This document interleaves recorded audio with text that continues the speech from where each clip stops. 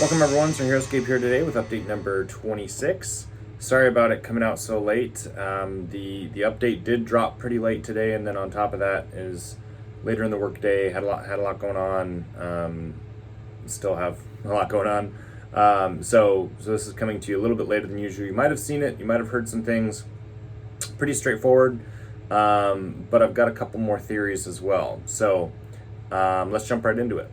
The apples don't fall far from the tree. Queen Maladrix the Conqueror never attends to the war-torn battlefields of Valhalla without her festering honor guard.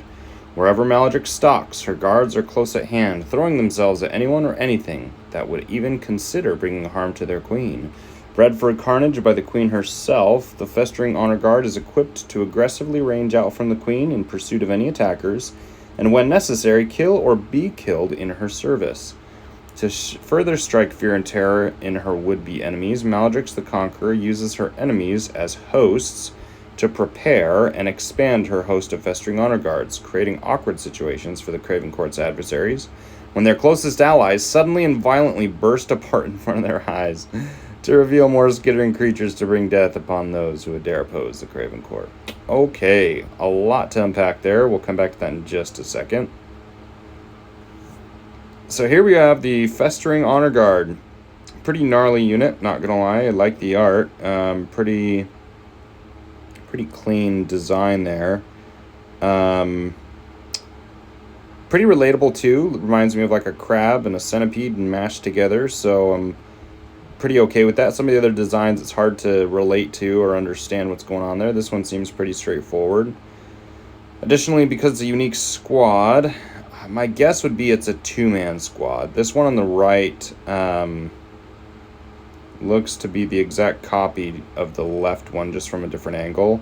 So I'm going to go ahead and guess this is a two-man unique squad, because this design is very clearly different than this one. But that's that's a precedent, right? Because the Rise of Valkyrie had a two-man squad. The very first master set of the game, set that precedent. There, 2 and 3 and 4-man squads were possible. So I could see this being a 2-man squad, which, again, is pretty straightforward. Now, I'm not so crazy about discussing much of the concept art simply because, like I said, it's, self-explanatory, kind of see what's going on. What I'm really interested in is the unique mechanics here that are talked about. So, first off, it says here that she doesn't go into battle without them. That's key, because there's a few different ways you can represent that. One, you can do it like Iskra, where the unit literally can't be drafted. So the Wretcheds literally can't be drafted without her. I mean, they just can't, right? And so that is one possible way to do it, is do something similar. Or you make it so that they're like sitting on her card, and she just summons them in. So like you could draft them separately, but maybe when she's drafted with them, they sit on her card, and then you choose when they come to the battlefield. The other thing too is a very simple way to represent this relationship is bonding, right? It's very, very normal and very established relationship that something like the honor guard, or something like attending to war without her festering honor guard, bonding represents that very clearly, right? Because they're bonded to her, they take a turn with her. That also can be represented through this idea of their ability to run out and engage someone aggressively, right, in pursuit of their attackers. Right, because with bonding, it allows you to both activate the queen and her. The other thing, too, is the ability could be reactionary based, right? So where does it say here? Yeah, throwing themselves at anyone or anything that would even consider bringing harm to the queen. To me, that could mean, right, if someone comes within 5 spaces of the queen, they automatically get an activation or automatically get an attack. Something like that could be represented. The other thing, too, is that it says here that when necessary, kill or be killed in her service. Now, to be killed in her service would reference intent as well as a willingness to do that, right? So it's possible that they can sacrifice themselves to do damage. Similar to Peloth, someone brought this up in the Discord, because you'll notice here it says that they, when their closest allies suddenly and violently burst apart in front of their eyes. So they could burst apart, similar to the way that Peloth's ability works, and deal damage. The other thing, too, is that it says here that she uses her enemies as hosts to prepare and expand her host of Festering Honor Guard. So for me, that would also indicate that potentially if she kills a unit, if she destroys a unit, that unit could just blow up, right? Deal damage to nearby units, and then if destroyed, or when destroyed, then you would replace a previously destroyed honor guard on the battlefield. And so I could definitely see that, right? Because it says prepare and expand her host. So that would indicate that, again, if a host body is being destroyed, that body then becomes an honor guard. So I think that's pretty good odds of being the case. In that, even though it's a two-man squad, the idea is she's, replacing them with destroyed or hosted units on the battlefield, which is pretty gnarly, not gonna lie. You look at these things, they look like they could end up being a little bit bigger. Again, we don't really know proportions, but if it's a two-man unique squad, I could see these being a large unit. So I don't know, maybe on a double spaced, I'm not sure. Their legs are close enough maybe that they could be on a single, not really sure, but they could also definitely be on a double. So I could definitely see them being a large, unique squad of two, and they can just go around, kill stuff, and then be brought back whenever other stuff is killed. So definitely pretty good odds of that, and some really cool abilities that are discussed in this bio. So anyway, yeah. So a pretty cool new unit. I really like that. There's just some cool mechanical aspects of it. The miniature themselves, I don't know how big it's going to be, but similar to other miniatures, I wonder how are they going to get this on a base. It might be a single base. They look like the claws or the legs might be close enough they can get on a single base, but I don't know how big these things are going to be. The double spaced figures tend to have to be a little bit narrow or positioned in a way. I mean, you have some pretty big figures, I'll be honest, but still, it's kind of like, wonder how that's gonna fit on a map, right? The other thing too is like there's the whole issue of stinger denial, right? With how figures when they're positioned can't be moved when it's not your turn, and so therefore if there's a part of the miniature that is overhanging onto another hex, you can't move legally a figure onto that hex unless blah blah blah blah blah. Anyway, there's a whole controversy around it. Generally speaking, it's not a thing. In tournament settings, officially there are some rules about that though. So a lot of these appendages especially on this miniature that are leaning out very very far, and some of the other miniatures that we've seen already, you just kind of wonder to yourself, all right, well, either there's going to be some sort of change in the rule set that allows for no more stinger denial issues, or we'll have some fun with those discussions.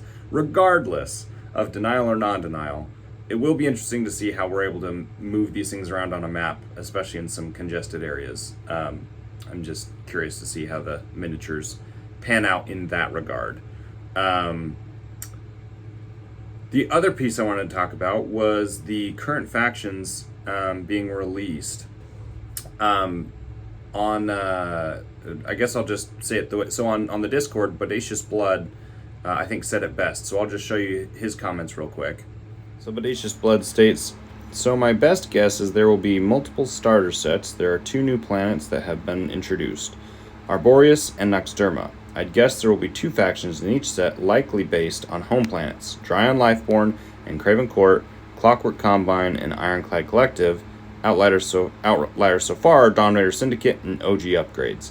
And then Cubbage mentions the outliers have something in common, though, Valhalla. Now, it is important to recognize that Arboreus is the planet for Dryon Lifeborn and Craven Court, and Noxderma is for the Clockwork Combine and Ironclad Collective. And I think that's pretty significant. So definitely, I really like how he pointed this out, and I want to talk about that a little bit more. I really find that quite interesting because if you think about it, they kind of have a good and a bad side. Like the Dryon Lifeborn are more fantasy, nature-ish based, right? Kind of maybe doing their own thing, just trying to live life.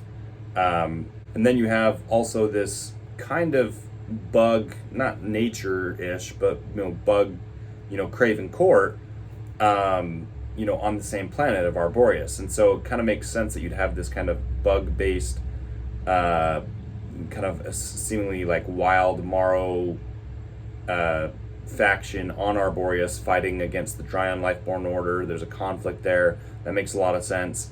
And then you also have the Combine versus the Ironclad Collective, right? Which I think is also kind of a natural, and these natural enemies, right? You have these animal-based faction that probably kind of live in their own life, having doing whatever. And then you have the Ironclad Collective that comes in with all their tech that have modified their bodies and are just trying to wipe these things out on Noxderma. So therefore these critters are forced to design and invent and be innovative to figure out how to get their fighting in order, right? And so they're fighting against the Ironclad. So you have Noxderma, a little bit more tech-based planet, and then these more nature-based planet of Arboreus. So you have two planets that have been introduced, and looks like two factions, kind of the good and the bad, between those two planets, having a conflict.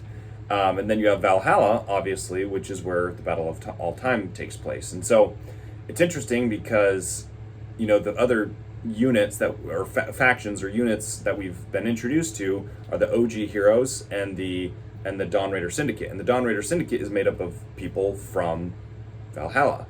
And so it's interesting that they've done it that way, because I could see potential missions where the OG heroes or the Dawn Raider Syndicate are kind of the focus of that mission or scenario in being involved with these two factions, right? So maybe, for example, the OG heroes are going to be involved in a scenario or a campaign with Noxderma, or vice versa, or the other planet, and vice versa. Like the Dawn Raider Syndicate, maybe they're gonna be kind of a focus, right? Maybe because they're Valhalla based, they're gonna also be the center of some scenarios or campaigns. No idea, just some guesses, but I find it interesting that we're starting to see some consistencies in the way that these factions and these new units are starting to align. So, great idea and thought by Bodacious and Cubbage there, having a conversation about that. I thought that was really well thought out, and I agree with it. I think that's a natural way to present the information is, hey, here's a starter pack with a couple factions and some scenarios coming with the OG heroes, for example. Hey, here's a pack with factions, from Arboreus or whatever, with the Dawn Raider Syndicate who's campaigning in that world or whatever. Or the conflict could still be on Valhalla, right, after people have been summoned. So, very interesting ideas. It only breaks down a little bit when you think about how much time is left before the announcement. There's 3 weeks left. So that's 3 weeks of additional units that we get to see. And so how's that going to pan out? I have frankly no idea. That could be 3 entirely new factions on a new world, or that could be 3 new factions on the known worlds, right? That maybe take more of a neutral stance, or maybe an evil or a good stance. I don't know. The other aspect could be we're going to get a lot more OG heroes. Now they've presented us with a few, but it is also possible that they really lean into that aspect of the game and say, you know what, we want to show the progression of these units, and and not all of them have survived, but here's the handful from the good, the bad, and the ugly that survived, right? It's possible that the champions of the Ukar, right, and the champions of Valkyrie survived. Now, I guess actually we didn't get any heroes from Valkyrie, so just squads, but it is possible that the heroes from those factions survived. Not just Jandar's factions, not just the best of the campaigners. Well, obviously, I mean, we've got, Q10, we've got Somlin, so we've already got a few of the faction's best heroes. I guess my point is, it's not impossible that that could be a focus as well, is that we could be seeing multiple, beyond what was already been presented, multiple more factions released, or sorry, OG heroes released in their next versions. So, anyway, lots of stuff to think about. Today was pretty cool. I really liked the implied abilities and mechanics of this unit. Thought that was pretty neat. And I really liked thinking about how this is kind of shaping up in terms of the different worlds and the different factions and their conflicts. So let me know what you guys think. Thank you guys for watching, and we'll see you guys next time.